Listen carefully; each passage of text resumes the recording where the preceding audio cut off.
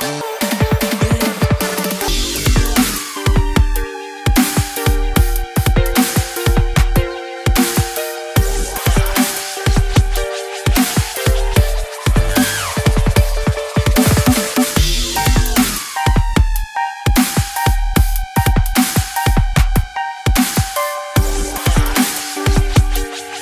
again, everyone. Triggerman 1976 here. Perhaps you've heard the statement, extraordinary claims require extraordinary evidence. This is often referred to as the Sagan standard. It was coined by the late astrophysicist Carl Sagan, and it appears in his 1975 book, Broca's Brain. Now, Sagan used the term in regard to scientific claims, which involve a certain set of conditions must be met before a situation can present itself. The issue, however, is with the use of the adjective extraordinary. Many commentators have noted that Sagan fails to define exactly what constitutes either an extraordinary claim or what extraordinary evidence even looks like. What's interesting is that in reading the context that surrounds the statement is that the adjective extraordinary simply becomes superfluous. As Sagan writes, it is the tension between creativity and skepticism that has produced the stunning and unexpected findings of science. In my opinion, the claims of borderline science pale in comparison with the hundreds of recent activities and discoveries in real science. The success of science, both its intellectual excitement and its practical application, depend upon the self-correcting character of science. There must be a way of testing any valid idea.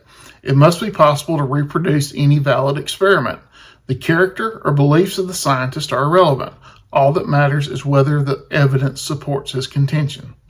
Essentially, what Sagan is saying is that claims require evidence.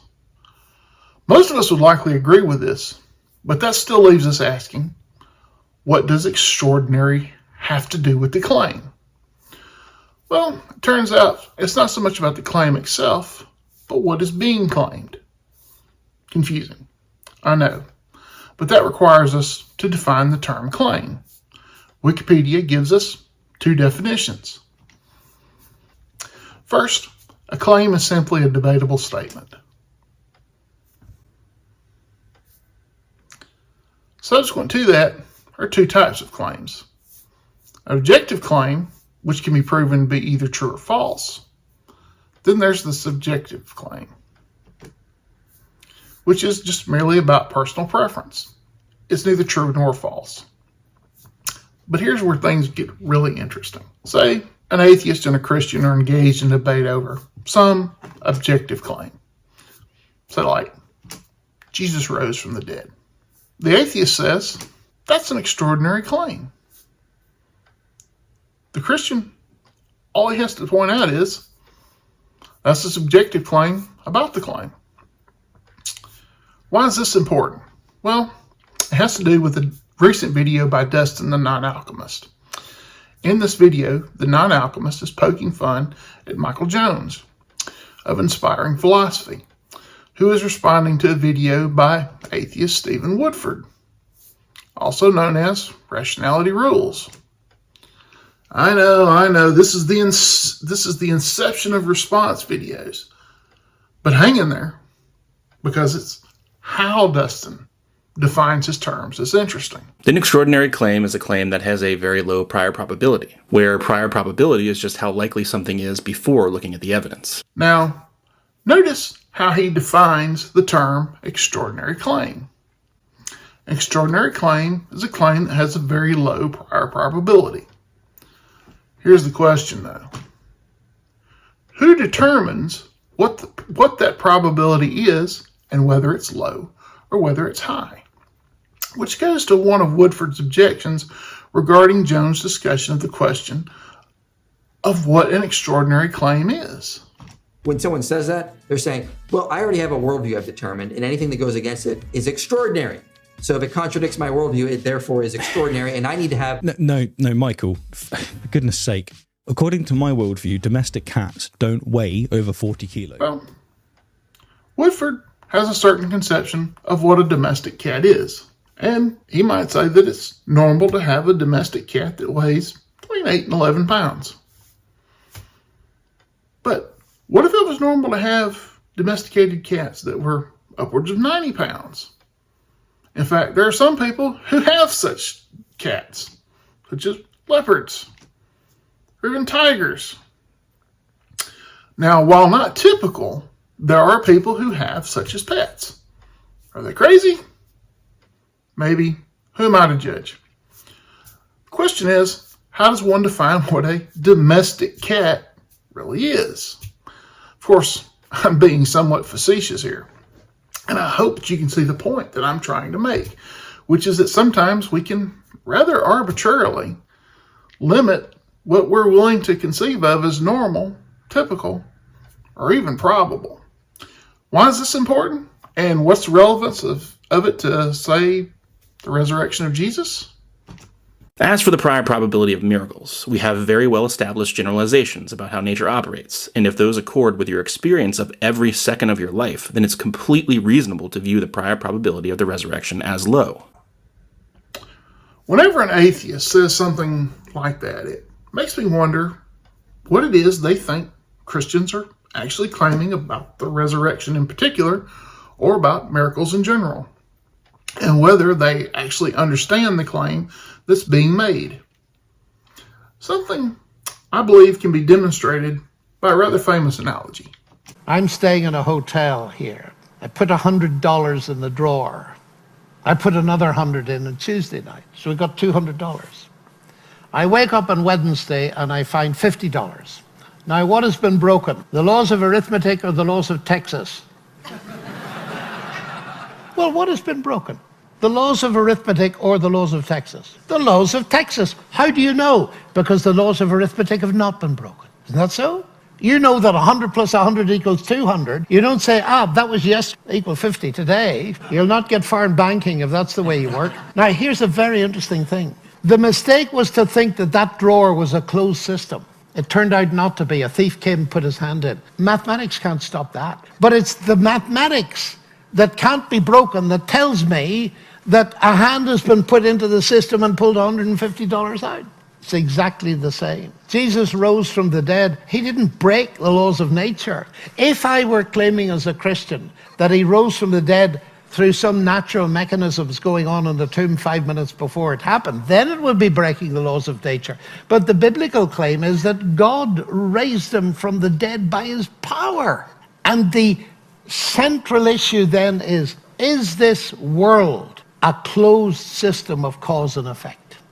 Lennox's point goes right to what one assumes a priori. What type of system do we live in?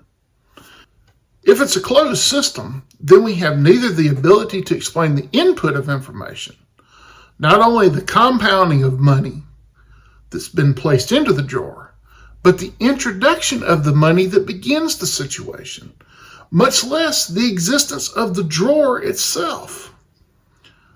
Not only that, but the output of information, how we can determine whether or not anything has been added or subtracted.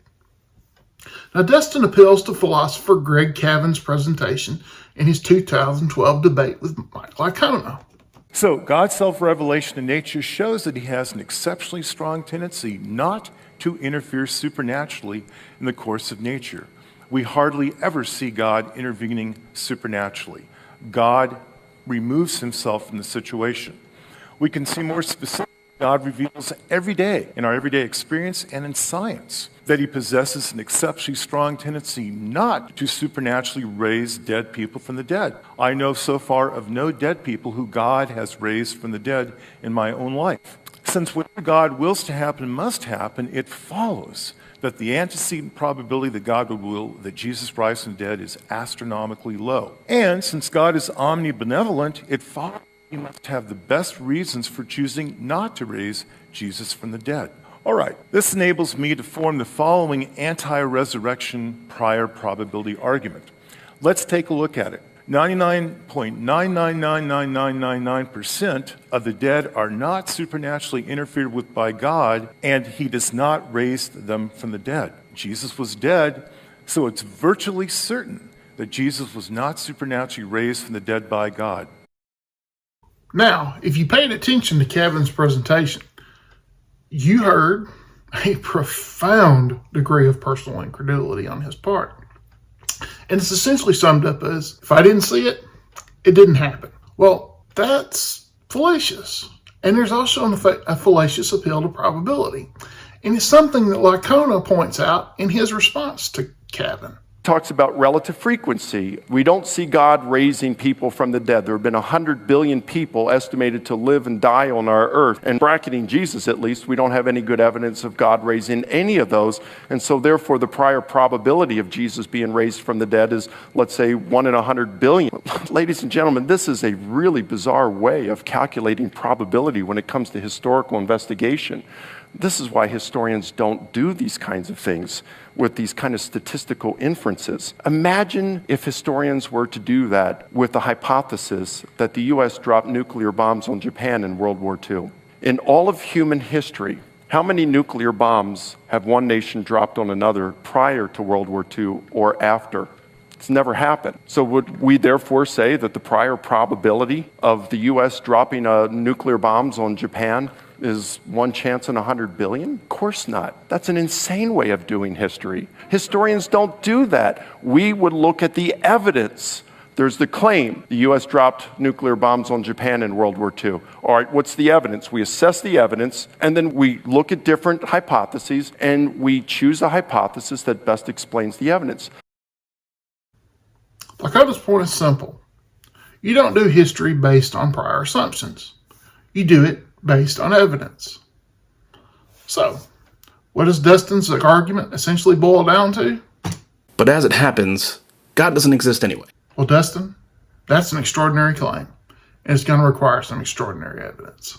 Well, that's all for this video. I'm Triggerman1976. You can follow me on X and Instagram at Triggerman1976. Remember, if you enjoyed this video, please give it a thumbs up. And if you found it interesting, please share it with your friends. And above all, please subscribe.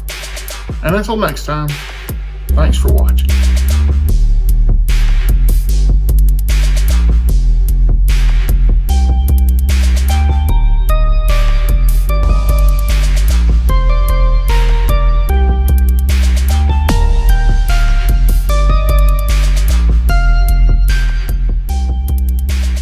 Give extraordinary evidence for extraordinary claims.